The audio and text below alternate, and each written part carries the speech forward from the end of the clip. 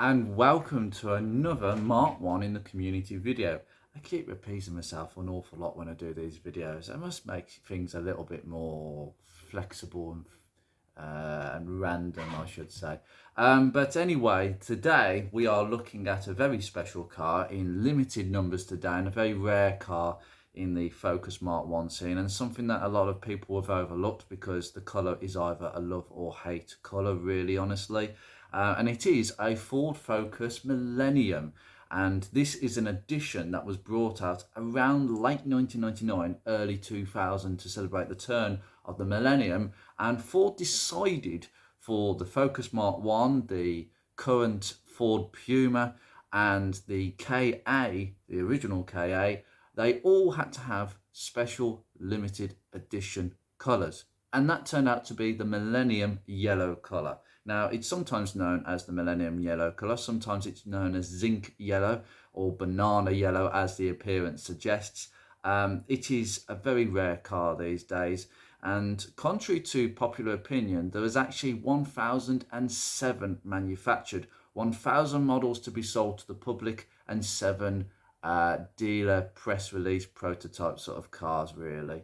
And I believe that they are possibly in existence, or maybe not, consisting of the rarity of these models now. There are around 50 left as of today, possibly even less than that on the roads. So they are extremely rare, like any Mark 1. And this is a car owned by Luke, who has been following me for a very long time and was one of the first ones to respond to wanting his car featured. And I'm not surprised because he's done an awful lot of work to this car. And I've got a limited amount of pictures to show you, but we'll take you through all the slides. So here is the car. And here we have Luke's Millennium. Now, I'm not really going to show you these pictures in any particular order because I'm not sure what order this is. But this is the Millennium Focus, and as you can see in this picture, it's more than a banana yellow. It's a bit more a richer yellow than that. But the car itself is based on a gear spec, the 2-litre gear spec, which is a bit more than a 1.8 gear spec. But you basically got a black leather interior, as you can see here, with all the trimmings. But mainly black gear leather seats. They only came as a 5-door, and then you got heated elements in those seats as well, and you had a little plaque around the center console which tells you the number, and the number of this car is number 122, and the car is named Millie, quite appropriately. But as we can see here at the front, it is basically a ordinary pre-facelift Mark 1 Focus with the indicators in the front bumper. Nothing particularly special about the outside apart from the colour itself, which is possibly why so many of these have been overlooked down the years. The alloys are typically gear alloys. Now, some people will look at these and say, no, you got it wrong, it's an LX alloys. No, they're not LX alloys. You see, before the facelift, those wheels, those alloys, are actually the gear alloys. On the LX models, up to the facelift changeover in October 2001, an LX will basically have steel wheels with hubcaps. Unless you ordered some optional extra alloys, that is what you got on a standard LX model. On the gear, these alloys came as standard. So these are the correct alloys for a pre-facelift gear. But obviously, when the facelift models came out, these alloys became, for whatever reason, the LX alloys as standard. And the gear alloys changed again to something completely different and a little bit smarter. So just to make it very clear about that one, because that's somewhat confused. But the one thing I like about the pre-facelift models is the fact that the rear bumper just looks neat and tidy. It doesn't have any of those plastic mouldings along the edge. Obviously, they were there to protect the car from bumper bumping scrapes. Instead of damaging the paintwork, it damages the mouldings, but it doesn't kind of work like that, to be honest, in the real world, and you don't really want to be crashing your car anyway. I just like the uncluttered back end of the rear bumper. It's a really good example, this. The Millennium Focus came with the 1.8 Zetec engine. You can only get it with the 1.8 as far as I know. You couldn't get it with the 2 litre. It was the 1.8 Zetec, and it was offered as well in the collection car. So the Zetec Collection Special Limited Edition, which has also vanished because people have stolen the bumpers for so many decent cars. They came with the 1.8 Zetec engine as well, and this was also a limited edition. Now, the Millennium Edition was actually the first special limited edition of quite a few, probably about 12 of them altogether, around about that. So this was the first one, and I think this is when Ford kind of thought that they could actually make some money out of these, because they would obviously charge a little bit more of a premium price than the standard models. And they thought they would go with it, and they did push it in terms of marketing, as we can see in this brochure. The Ford Ka, Puma and Focus Millennium editions were advertised all together. As I say, it was just a bit of a promotional thing due to the turn of the Millennium. And as we can see here, we've got some more brochures down here. Luke has completed quite a bit of work on this car. They do suffer from paint fade. I don't know why, but these, I don't know whether it was the actual colour yellow that just basically doesn't reflect it absorbs the sunlight more than others and oxidizes more quickly.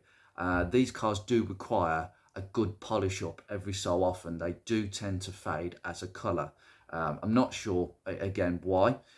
Usually it's red colours. Red colours tend to oxidize far more quickly. If you've ever seen a 90s Vauxhall Corsa or Vauxhall Astra in red, they're all faded. The lacquer's gone and all the paint's just completely flatlined, and there's nothing you can do apart from a full-on respray because they are so bad. Rovers are bad.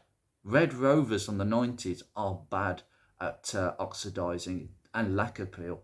But luckily the Focus doesn't have the same problem with lacquer peel.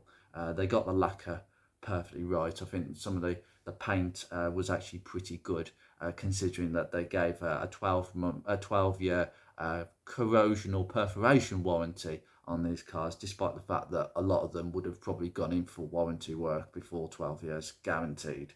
It is not one of these cars that you can allow to sort of fester with the paintwork. If there's a rust spot or a little bit of a bubble, you're going to notice on this sort of a car. It's not like a black car. It's one of those cars.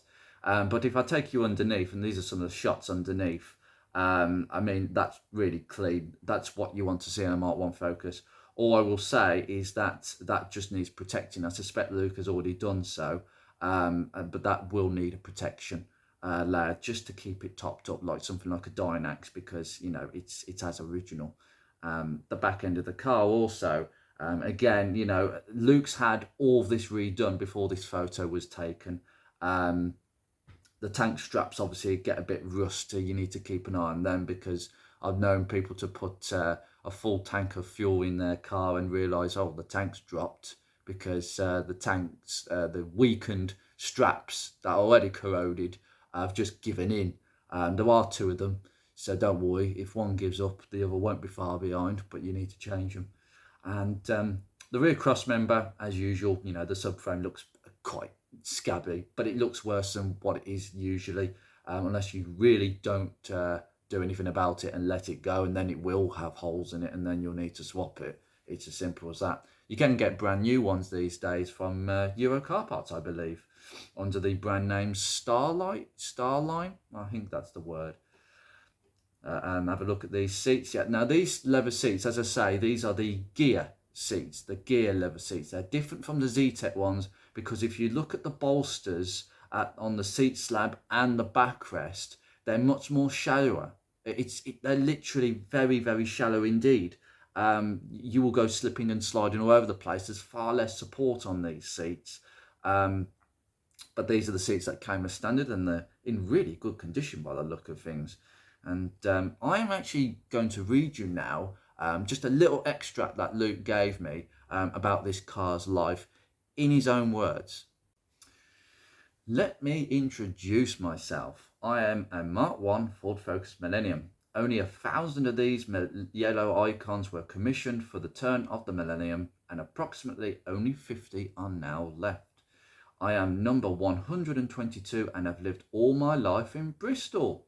Purchased by a lady we believe for her 50th birthday in December 1999. So this is actually quite an early Millennium, because they weren't all obviously manufactured at the same time. They were basically made to order, but there was only 1,000 that they were going to make. So a lot of them were produced in the early 2000s. So this is an early one. Looking through the service history, I was cherished. No expense was spared until 2013 when I was resold on. Once again, I was loved. After a few more owners, I was destined for the scrap heap, typically, because we're talking about the Bangonomics years, the 2015 to 2021 Bangonomics years, where these were just basically thrown away like, disposables, basically. My paintwork was dull. My interior was growing its own farm. I was very dirty and smelly. I was in need of some desperate TLC, and I was lucky that I found my way to my current owner in Stoke-on-Trent. A thorough clean and polish followed by a partial rear rebuild brought me some new, fresh feel. Excuse me. I'm reading this as I'm going along.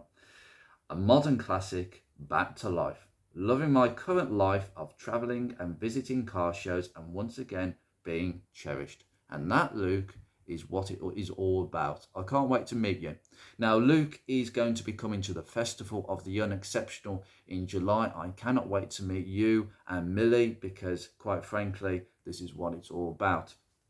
And as I say, as such a rare car, I'm even more interested in it because, as I say, not many people would have thought too much about these. Even the special limited editions are quite rare these days. Most of them do not survive in very good numbers whatsoever because there's not really a lot that distinguishes them from the standard models. I mean, with the Millennium, let's face it, apart from that plaque with that individual number on it, the fact that it's got a unique paint colour, and that's it.